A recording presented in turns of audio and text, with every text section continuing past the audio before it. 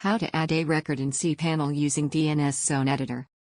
You can add a record using the cPanel Zone Editor option. Log into your cPanel account. You will be on this page. Scroll down to the Domains section and click on the Zone Editor icon. Suppose we want to add a record for domain example.com, then click on the +a record button in front of the domain name under Title Actions. For another domain, click on the +a record button which is in front of that particular domain name. Now enter a name and click somewhere out of the box inside the window. cPanel will automatically add a domain name. For example, just enter a name blog and click. Enter the IP address of the server where you want to point the domain. Click on Add a Record button.